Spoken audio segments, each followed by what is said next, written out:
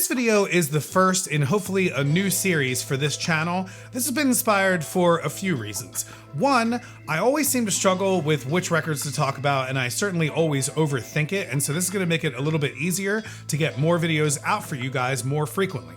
Two, this was inspired by Norman Maslov. You should definitely go check out his channel. He has a series called Whack-A-Mole where he just turns around and grabs a record off of his massive record collection, pulls it out and shows it to you and talks about it, and sometimes he has guests on.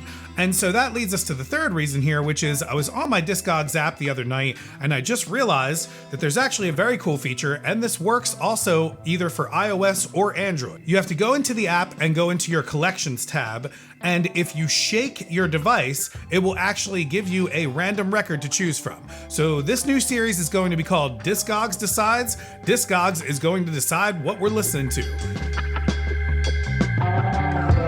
And the first record here is Irma Thomas, Down at the Muscle Shoals, 2021 reissue from Vinyl Me Please. We're gonna go grab that off the shelf, talk about it here, and I'm very excited about this because I had no idea that this record was gonna come up here, and this is a great one to start with today, so let's talk about this record. I actually just got this record not too long ago from Vinyl Me Please. This is a 2021 reissue, but this is Irma Thomas, Down at the Muscle Shoals. The record here is released in this amazing tip-on jacket, which is very, very premium. It's another Vinyl Me Please one that just does it really well. The sticker here says that it was limited to 1,000 foil stamped copies. This is number 569 of a VMP exclusive. However, they do list on the website that there were 2,000 copies of this pressed. And I know that it was out there. I think it actually still is available on Vinyl Me Please's website now that you can get it. This is the first US release of Irma Thomas's sessions with the Swampers. The vinyl itself is on this 180 gram blue swirl. This is mastered by Carl Saff at Saff Mastering Company. I've never really heard of them or of his mastering company before, but this sounds really good. This obi here is in Japanese because this wasn't actually issued until 1984.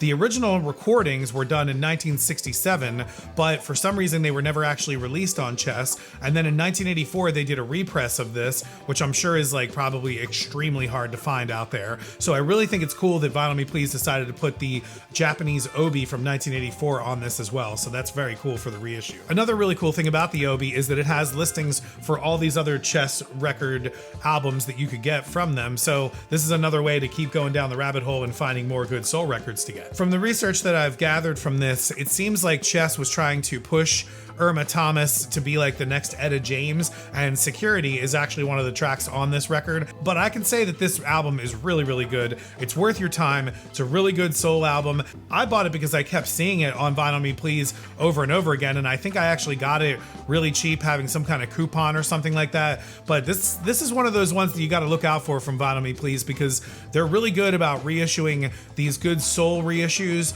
where you get someone like Irma Thomas who had these sessions that for some reason were almost lost to time, but now they're back for us. So definitely go check out this one. I'm definitely glad that Discogs decided this one for us. I'm still filling out a lot of the details on this series, so definitely let me know below in the comments if you like this. Definitely subscribe to the channel so you can see more videos like this if you do like this. But I think I'll probably do 3 pieces of vinyl per episode in Discogs Decides, at least to start, and then we'll go from there. But if you guys like more, if you want to see more, definitely let me know in the comments below. So that's record number 1. Let's see what else Discogs has got deciding for us today. Awesome, another great one. Holy Hive, Float Back to You. Let's go grab this off the shelf now.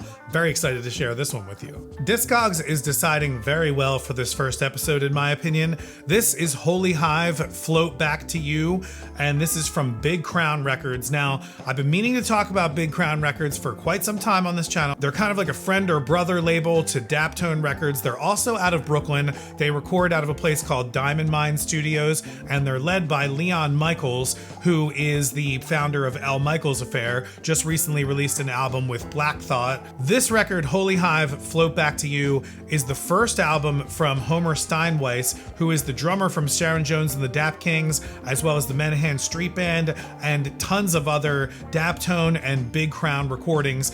And he's also goes all the way back to like the very beginnings of Daptone when they were with Truth and Soul Records and Soulfire Records and things like that. So he's one of my favorite drummers of all time, and this is his kind of like the birth child of like one of his first groups. Him and Paul Spring who is the vocalist on most of the tracks on this. This album came out in 2020, and this is the Seafoam Blue version.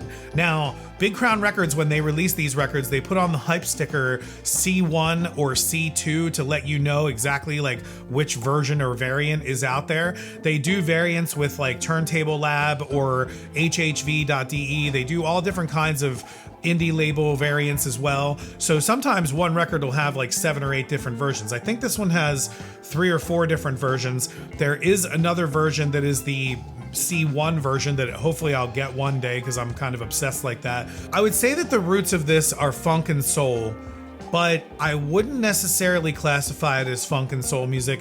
The vocals are a lot of falsetto stuff. I feel like anything that Homer Steinway plays is really grooving and has a groove to it. So I feel like all this stuff is like based in groove music, but I wouldn't necessarily define it as like funk or soul. It's really cool. It's very new. A lot of the tracks on this vary in styles. Michael Leonhardt, I think that's how you pronounce his name. He's a trumpet and flugelhorn player. He's a brass player.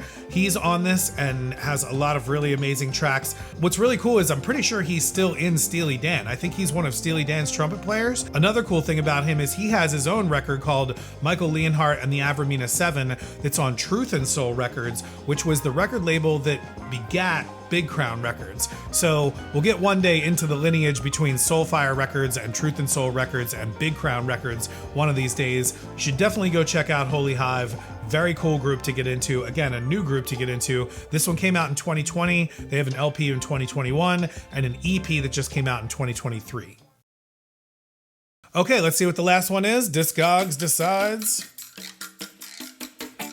This is a perfect new episode, I gotta say, and I'm very excited about all this because I have no idea what record is going to be chosen until you guys see it on the screen here, and then I'm going to go grab it out of the collection, but this is one of my all-time favorite records, so I'm very excited to talk about this one. This is Idris Muhammad, Power of Soul. This is the 1974 OG promo copy that I got my hands on years ago from Dusty Groove. This is one of my favorite records because Idris Muhammad is one of my favorite drummers. I also knew some friends and played some music a little bit with Gary King's son. Gary King is the bass player on this, and he is a ridiculously good bass player. But Bob James is on this, Randy Brecker, Joe Beck.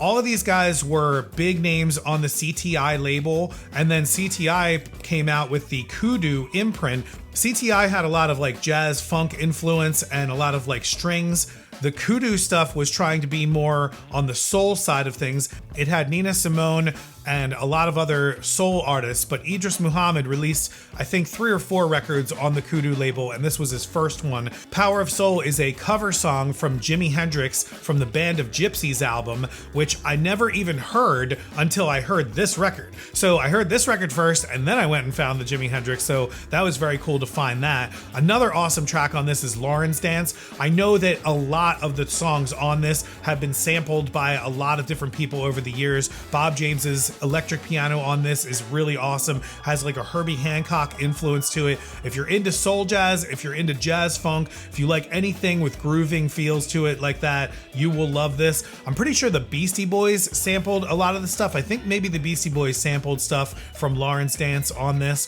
This is recorded at Van Gelder Studios by Rudy Van Gelder. So another amazing thing about Rudy Van Gelder, man, that guy recorded so much stuff. It also has Grover Washington Jr. on it as well, which is really cool. He also recorded a lot of records for Kudu and was on a lot of the CTI label records as well. This one I am going to break a little bit from the Discogs Decides on because I have 3 versions of this record. So this is the promo version of this record. The promo version has this demonstration not for sale on it and has the white label on the record here. This is actually really cool because it has these red X's on it. I wonder if these are the times that the record radio station may have actually played these as a promo. Now this cover is the promo copy cover of the record, which is actually an alternate cover. This is the original cover as it came out from Kudu Records. A lot of the Kudu Records albums were done this way with this border of color around the edge of it and then the artist's face or some kind of cool picture. A lot of that stuff was done by Pete Turner on the CTI label as well. The original Kudu record also has the original Kudu yellow label on it as well. My copy here is not the greatest condition, so that's why I went out and found this promo copy, which sounds amazing. P. Turner is a great photographer and did a lot of the album covers for CTI Records. I actually have a book of his as well that I want to share on this channel at some time in the future. Definitely let me know in the comment below if you're interested in seeing that. But I'm not sure if he did this photo or not, but obviously this photo is kind of controversial at this point in the world, I would think. But recently there was a reissue from Music on Vinyl that put this out again on this gold colored transparent vinyl. As you can see here, they went back to that promo album cover, and I'm guessing that's probably because of how, I would say, controversial the album cover of this could possibly be, with Idris Muhammad with the World Trade Center kind of superimposed over his face here. Now, I don't think that this was any kind of a political statement or anything like that. This came out in 1974, and Idris Muhammad was a pretty peaceful guy, and I'm pretty sure that any of the things that he was trying to do while he was playing music had nothing to do with any of the things that later transpired in New York. This sounds really, really good. It's a very clean copy that I have versus the other two OGs that I have. The OG promo that I have actually sounds a little bit better than this one, but this one definitely has a lot more bass to it. So I don't know if this is coming from the original master tapes or not. This is definitely a great album. You should definitely go check this one out. Go find the original if you can. The original is a little rare and a little hard to find, and I'm pretty sure this OG promo copy is a little bit harder to find. That Music on Vinyl, it might be a little bit easier to find out there, but any of these that you can get, if you can get any of the stuff from Idris Muhammad, it sounds really good. He actually recorded for a long time on Blue Note Records as Leo Morris, but then also moved over to Prestige Records and has a bunch of albums on Prestige. This is definitely one to add to your collection. It is one of the sickest records of all time. I'm super glad that Discogs decided on this one. All right, I hope you enjoyed this.